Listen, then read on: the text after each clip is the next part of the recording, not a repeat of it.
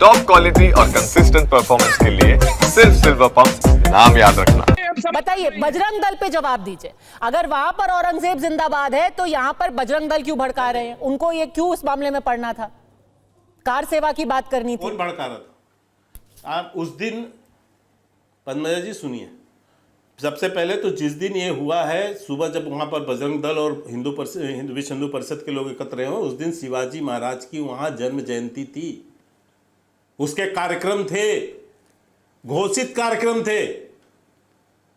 औरंगजेब की जन्म जयंती थी क्या कि वहां के इलाके के लोग खड़े हो गए? तो पहली बार औरंगजेब का समर्थन कर रहे हैं। पहली बार थी क्या? तो वहां पर उस दिन शिवाजी महाराज जी की जन्म जयंती थी। अब फिर इसको बंद कराइए। कार सेवा करेंगे। अब मुझे बात अपनी पूरी करनी। नहीं, वो कार सेवा पे नाराज हो बंद कराइए ना। दी गई वो कार सेवा पे नाराज कर रहे हैं बैठ के यहाँ पर।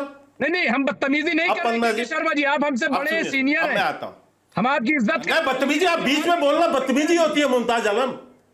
ये बदतमीजी होती है किसी के बीच में बोलना। गलत जेब कतरों की निशानी होती है। वो भी अच्छी बात किसी की बात काटना, ये जेब कतरों जैसा हरकत होता है। एक सेकंड, ये आपकी बात कर रहे हैं, बीच में हरकत ऐसी। किसी को बोलने तो दीजिए। रुक जाइए मुमताज जी, रुक जाइए। मुमताज साहब रुक जाइए, अभी सैयद जवाद के पास भी मुझे जाना है, वो इंतजार कर रहे हैं। मुमताज जी रुक जाइए, अपनी बात पूरी कीजिए। के शर्मा, कार सेवा की बात क्यों हो रही है? अब मैं स्पष्टता करता हूं। मैं बता देता हूं आपको। देखिए, महाराष्ट्र के मुख्यमंत्री फडणवीस जी ने क्या कहा, मैं आपको एक बकायदा स्टेटमेंट सुना देता हूं।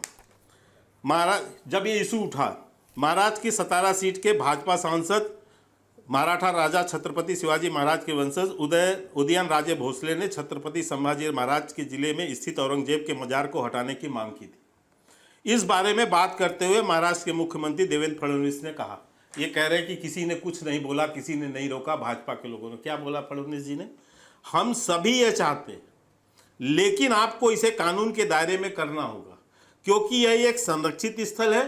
इस स्थल को कुछ साल पहले कांग्रेस शासन के दौरान एएसआई को संरक्षण में दिया गया। मुख्यमंत्री स्पष्टता से कह रहे हैं कि कोई चीज कानून के दायरे पर हो सकती है।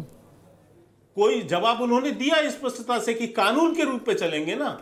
यदि कानून का दायरा है तो उस पर निर्णय लेंगे, नहीं है तो उस पर निर्णय लेंगे। इससे ज्यादा एक जो है सुन लीजिए, फडणवीस ने समर्थन, आम जनता की मांग है, आम जनता मांग कर रही है, उसका जवाब उन्होंने दिया। आप ये कह रहे हैं कि आप जिस दिन वहां जो एएसआई जो है वो मोदी ये बीच में क्यों चाहिए? कहाँ की मिर्ची? देखिए, अरे तो हम प्रवचन नहीं सुन रहे। औरंगजेब का इतना प्रेम कैसे है मुमताज आलम? नहीं, हमें ये मुमताज आलम को इतना औरंगजेब से प्रेम क्या हो गया?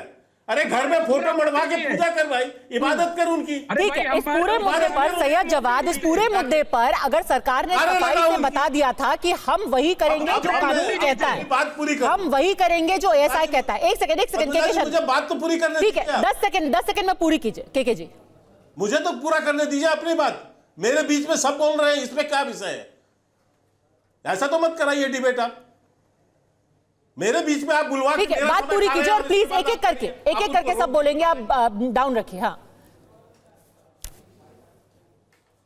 मैं पुनः इस बात को कह रहा हूं कि केवल आज जो वहां हिंसा हुई है उसका एक बार भी मुमताज आलम ने कंडेम नहीं किया कि वहां पर युवाओं को भड़का के, और अभी देखिए कैसे प्रोपोगंडा और अफवाह फैलाए जाते हैं। अभी आने वाले वक्ता भी बोलेंगे इस पर, इसलिए बता दे रहा हूं पहले।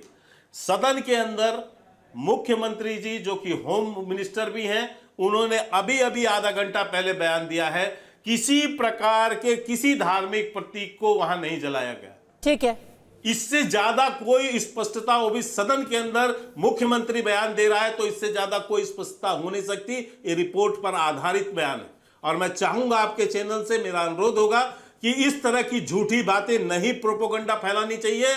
यदि कोई बोलता है तो उसको तत्काल आपको रोकना चाहिए, क्योंकि यह देश की एकता का प्रश्न है। इसी तरह की झूठ बोल के सीएए कानून के अंतर्गत यहां दंगा करवाया गया था। यही झूठ बोल के यही जो विरोधी कांग्रेस समर्थक गठबंधन दल है, इन लोगों ने देश के अंदर हालात बिगाड़े थे। इस तरह के हालात नहीं बिगड़ने चाहिए। मैं समझता हूं कि यह जिम्मेदारी निश्चित रूप से आप जैसे बड़े चैनलों से भी अनुरोध करूंगा कि इस तरह का कोई बयानबाजी यहां करना